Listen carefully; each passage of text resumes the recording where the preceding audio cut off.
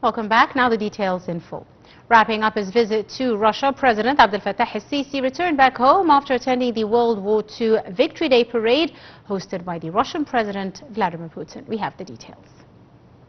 President Abdel Fattah el-Sisi returned back home after a visit where he attended a World War II Victory Day parade hosted by Russian President Vladimir Putin. More than 20 foreign dignitaries also attended the Russian annual parade to commemorate the 80th anniversary of the Soviet victory over Nazi Germany.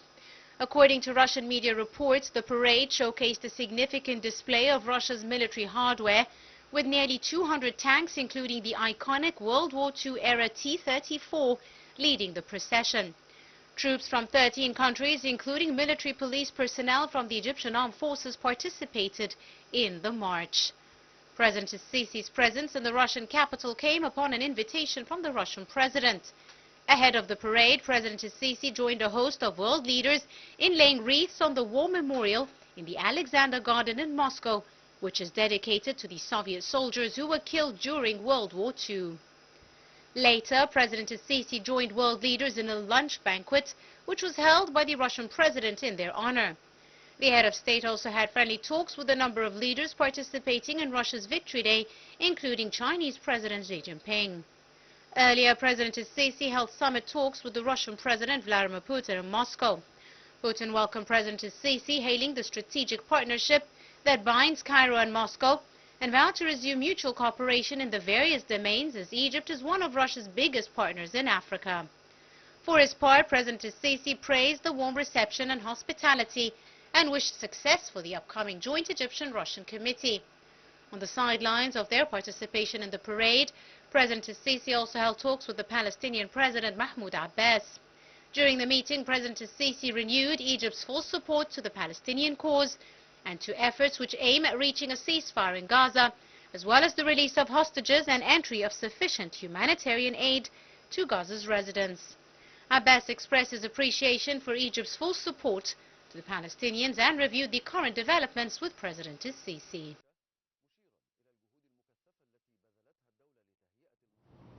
The Prime Minister, Dr. Mustafa Madbouli, has stressed that developing ports and industrial zones is a key pillar in realizing a vision due to the pivotal role in promoting the competitiveness of the national economy and attracting more foreign direct investments. We have more details in this report. Prime Minister Dr. Mustafa Madbouli started an inspection tour of the Suez Canal Economic Zone on Saturday to inaugurate a number of national projects in East and West Port Said.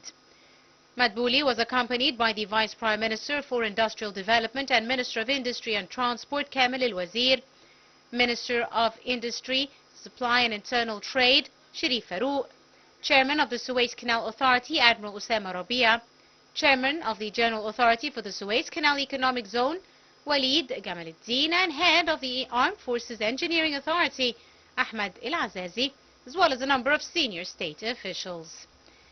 The Prime Minister stated that the inspection comes in implementation of the directives of President Abdel Fattah el-Sisi to make optimal use of the strategic location of the Suez Canal Economic Zone and to enhance the strategic location and integration of its infrastructure, supporting the state's efforts to transform the zone into a global hub for trade, industry and logistics services. Madbouli stressed that developing ports and industrial zones is a key pillar in realizing a vision due to the pivotal role in promoting the competitiveness of the national economy and attracting more foreign direct investment. Additionally, these projects directly contribute to creating sustainable job opportunities and improving the efficiency of supply and logistics chains. The visit also included an inspection and inauguration of development works at East and West Port Said ports, which will turn them into major attraction points for international investors due to their strategic location and the advanced networks connecting them directly to industrial zones. The Foreign Minister Badr Abdulati stressed the continuation of mediation efforts to resume a ceasefire in the Gaza Strip, participation with Qatar and the United States.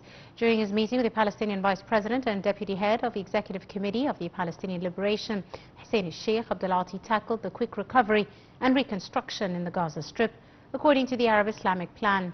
He He also reviewed the current preparations for Egypt's hosting of the International Conference for Gaza's Reconstruction in partnership with the UN and Palestinian government.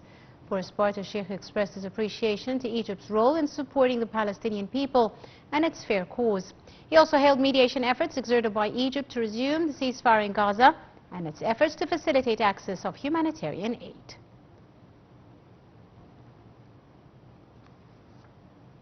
U.S. Ambassador to Israel Mike Huckabee said neither Israel nor Hamas will be involved in Gaza aid distribution, but Israel will take part in providing security there under a new plan as Gaza's residents face a growing humanitarian crisis. We have the details.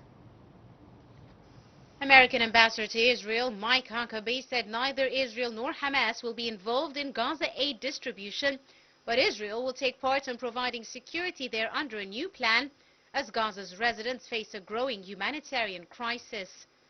Israel cut most aid supplies into Gaza since October 2023.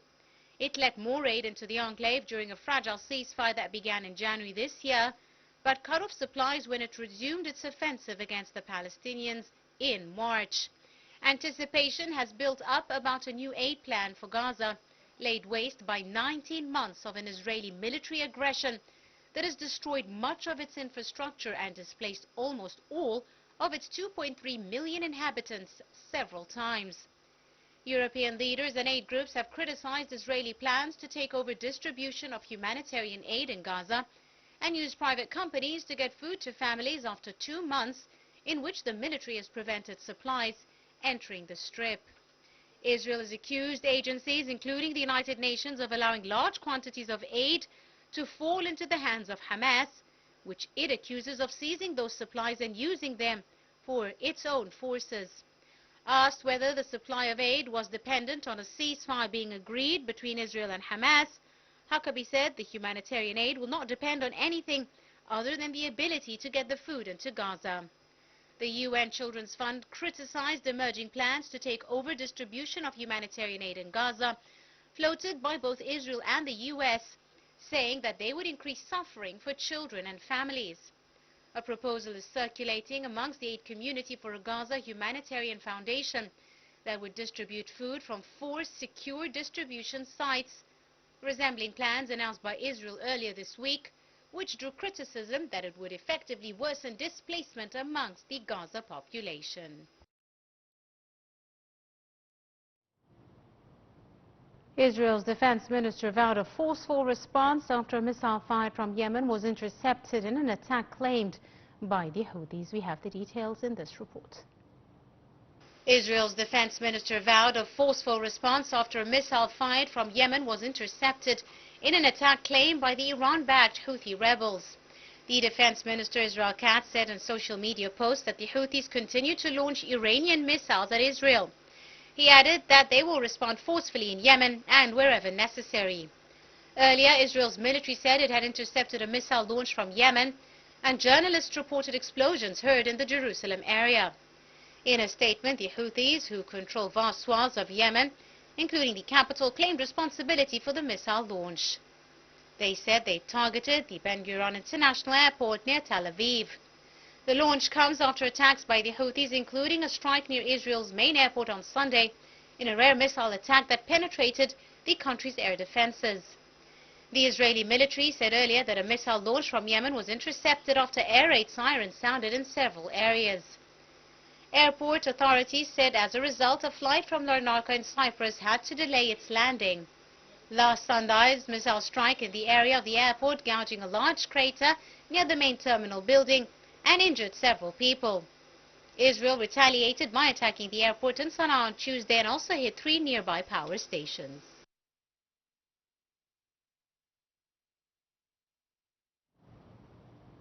Germany's Lufthansa airline group said it would extend its suspension of flights to and from Tel Aviv after a rocket attack struck the area of Israel's main airport. The group, whose carriers include Eurowings, Swiss, Austrian and Brussels Airlines, suspended Tel Aviv flights following the May 4th rocket attack launched by Yemen's Houthis. The attack was the first time a missile breached the perimeter of the Tel Aviv Ben Gurion International Airport. The missile landed in an airport car, injuring 6 people. Houthis, who've repeatedly targeted Israel throughout the war with Hamas, say they're acting in solidarity with the Palestinians.